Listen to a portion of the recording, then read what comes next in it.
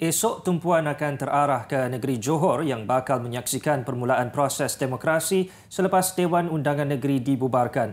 Lebih 15 parti politik bakal menawarkan calon masing-masing bagi mengisi 56 jawatan wakil rakyat dengan hampir 900 borang penamaan calon sudah terjual setakat ini. Ia menjadikan PRN Johor kali ini meriah berbanding PRN Sabah dan di Melaka yang diadakan secara pramatang kerana DUN dibubarkan sebelum lengkap satu penggal.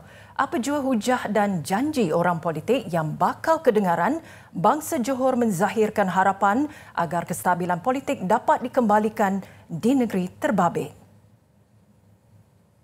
Setakat malam ini, 3 gabungan utama iaitu Barisan Nasional, Pakatan Harapan dan Perikatan Nasional sudah mengumumkan senarai calon.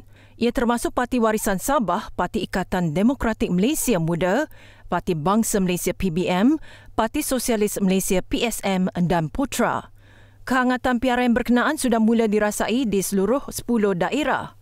Mesej jelas daripada rakyat, kestabilan politik adalah tunjang kepada kebangkitan Johor selepas ini selaku negeri yang disegani dalam segenap segi. Jika terus kucar-kacir, tiada hala tuju jelas serta asyik berpolitik, rakyat jua yang akan terkena tempiasnya. Cukuplah ekonomi terkesan dan emosi terganggu kerana Perintah Kawalan Pergerakan PKP lalu, mereka mahu bangkit kembali.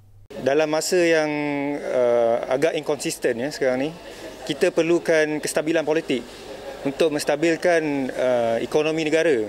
Secara tak langsung dapat menstabilkan administratif dari segi dari sektor ekonomi, dari segi administratif. Jadi bila kita dapat menstabilkan ekonomi itu, dapatlah secara tak langsung dapat membantu semua pihak. Tak kisahlah daripada sektor awam, sektor swasta, sebab kebanyakan benda ni semua sekali bergantung antara satu sama lain.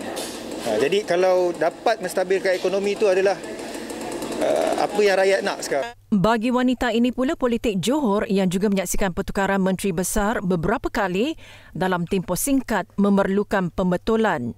Sebagai peniaga kecil ni, tak kiralah siapa yang menang, siapa yang memimpin ni, kita sebagai peniaga kecil ni tidak terinaya, tak terabai, jadi nasib kita terbela. Tu je. Harapan kita orang tu je lah. Tak kiralah siapa yang menang ke, siapa yang memimpin ke.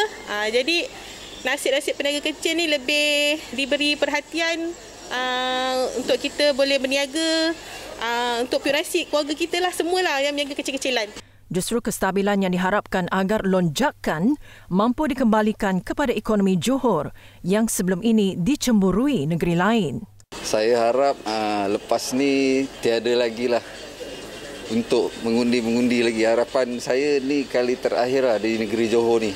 Dan juga ekonomi setakat ni memang turun naik. Dan saya harap calon yang terbaru ni turun padang tengok kami macam mana berniaga, dan kami tahu ekonomi sekarang macam mana. Saya ni anak jati Johor. Kalau boleh, yang kita dah pilih ni besok, wakil rakyat ni, tolonglah macam mana peniaga kecil ni. Jangan diabaikan, biarkan saja, biar gitu saja kan. Jadi kalau macam itu, susahlah kita nak hidup juga sama-sama kan.